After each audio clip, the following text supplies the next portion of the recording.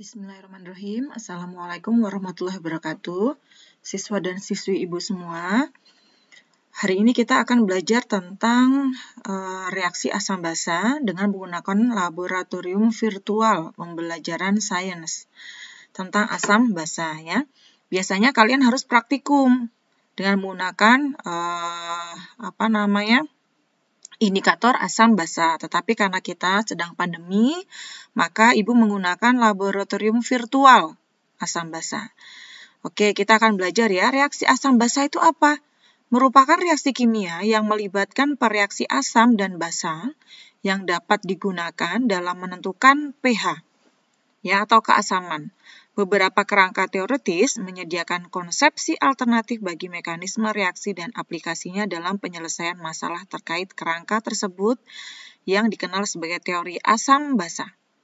Konsep ilmiah pertama asam dan basa dipaparkan oleh Lavoisier. Ia mendefinisikan asam sebagai spesies yang mengandung oksigen, yang faktanya atom oksigen ia namai dari kata Yunani yang berarti pembentuk asam. Sekarang kita akan belajar reaksi asam basanya.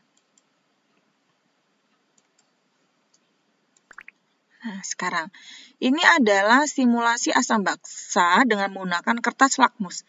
Kalian tahu bahwa kertas lakmus ada dua, yaitu lakmus merah dan lakmus biru. Praktikum yang akan kita laksanakan yaitu kita akan menentukan karakter dari setiap larutan berikut dengan cara klik salah satu lakmus yang tersedia, klik jenis larutan yang akan diuji, dan lihat perubahan yang terjadi. Kita akan lihat ini adalah larutan teh, ada larutan deterjen, cuka, larutan jeruk, dan larutan sabun mandi. Sekarang kita akan pakai yang lakmus merah. Nah, ini bagaimana ini? Contohnya larutan teh. Nah, tetap merah ya. Kita lihat larutan cuka. Ya, tetap merah. Larutan deterjen. Kita lihat yang terjadi. Lakmus merah berubah menjadi biru. Kita lihat larutan jeruk. Tetap merah. Kita lihat larutan sabun mandi. Jadi biru.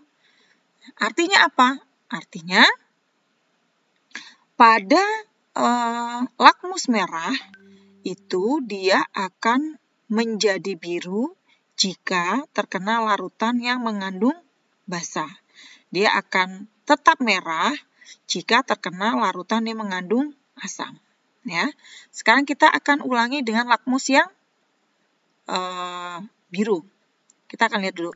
Nah, ini ada hasilnya.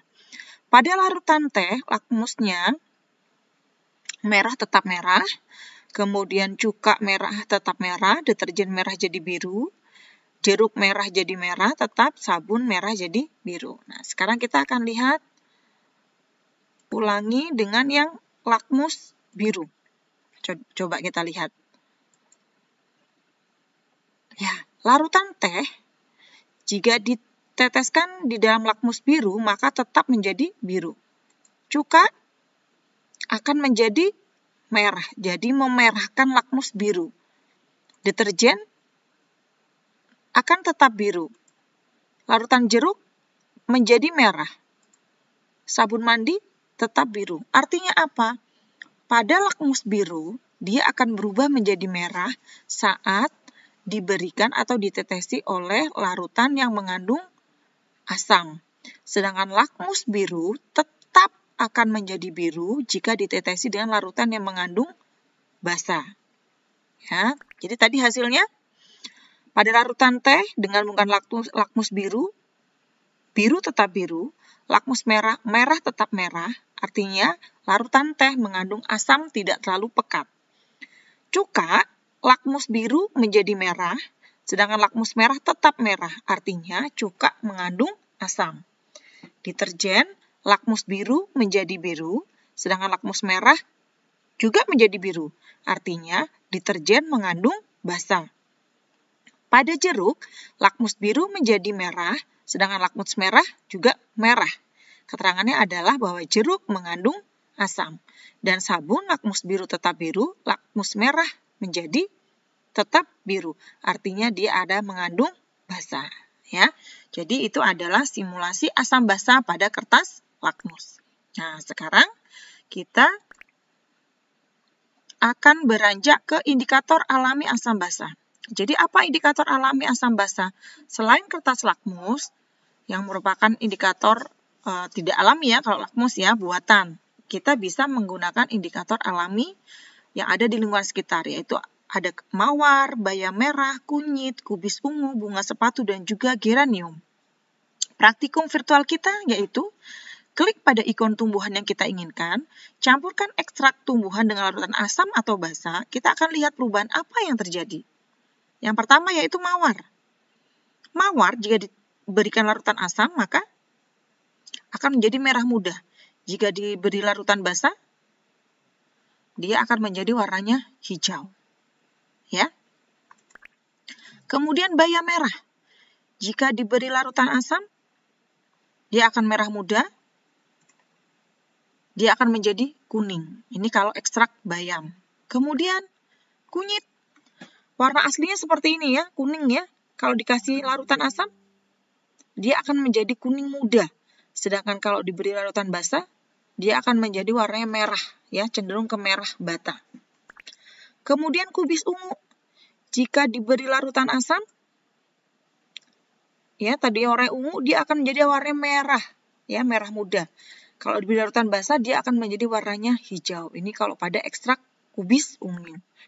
Pada bunga sepatu, jika diberi larutan asam, menjadi agak merah muda. Kalau basa, dia akan menjadi warnanya kuning. Ya. Kalau pada geranium, jika diberi larutan asam, dia akan menjadi warnanya juga merah ke kuningan ya. Kalau diberi larutan basa, dia akan warna menjadi kuning pekat ya. Oke, ini adalah kita belajar tentang indikator alami asam basa. Oke, selanjutnya kita akan belajar tentang indikator universal asam basa. Jadi, selain ada indikator buatan, ada indikator alami, kita juga ada indikator universal asam basa. Kalian bisa lihat, ini adalah asam, indikator universal asam dan basa. Ya, semakin ke 1 ini disebut dengan asam kuat. Kalau basa semakin ke 13 dan 14 ini disebut dengan basa kuat. Bagaimana praktikumnya? Yaitu menentukan tingkat keasaman dan kebasaan larutan berdasarkan rentang pH. Rentang pH 1 sampai 14, ada 5 larutan yang diuji. Masukkan kertas uji dengan larutan, lihat tingkat pH larutan. Kita akan coba ya. Nah, ini adalah kita akan mencoba asam dulu. Ya, dari 0 sampai 7. Ada larutan teh, larutan cuka, dan larutan jeruk. Kita lihat larutan teh. Nah, larutan cuka, larutan jeruk. Nah, kita samakan. Ini larutan teh ini kira-kira sama yang mana ya? Nah, kita lihat. Nah, teh ini kira-kira sama dengan yang ini ya. Berarti dia adalah asam lemah. Ya, teh itu 7 pH-nya. Nah, ini disamakan dengan ini. Sedangkan yang larutan cuka, kita lihat. Sama dengan yang mana? Nah, kira-kira larutan cuka sama dengan yang ini ya. Dia pH-nya berarti 2, termasuk asam kuat. Larutan jeruk sama dengan yang 3 ya, bar 3 ini. Jadi, jeruk juga masih termasuk asam kuat. Ya. Nah, ini adalah indikator asam. Sekarang kita lihat yang basa. Ya. Yang basa, kita lihat ini larutan sabun mandi dan larutan deterjen. Kita masukkan yang larutan deterjen. Nah, kita lihat. Kita samakan, sama dengan yang mana? Kira-kira yang ini ya. Berarti pH-nya berapa? pH-nya adalah 11. Ya, termasuk sudah menuju ke asam, ke basa kuat. Larutan deterjen kita lihat. Oh, ini kira-kira yang nomor 12. Sama kan tuh? Sama. Nah, ini dan ini ya, nomor 12. Jadi itu adalah termasuk pH-nya berarti 12 termasuk ke basa kuat. Ya, baik siswa dan siswa sekalian, itu adalah praktikum virtual kita pada materi asam dan basa. Walaupun kalian tidak bisa praktek secara langsung di laboratorium yang nyata, ya. Ibu harap laboratorium virtual pembelajaran sains ini dapat membantu kalian untuk melakukan atau melakukan praktikum sehingga kalian bisa membedakan mana itu asam dan basa, bagaimana caranya menggunakan indikator alami asam basa dan indikator universal asam basa, dan juga menggunakan indikator buatan yaitu seperti kertas lakmus. Baik siswa dan siswi sekalian, Ibu cukupkan sekian sampai di sini. Semoga pertemuan ini bermanfaat. Wassalamualaikum warahmatullahi wabarakatuh.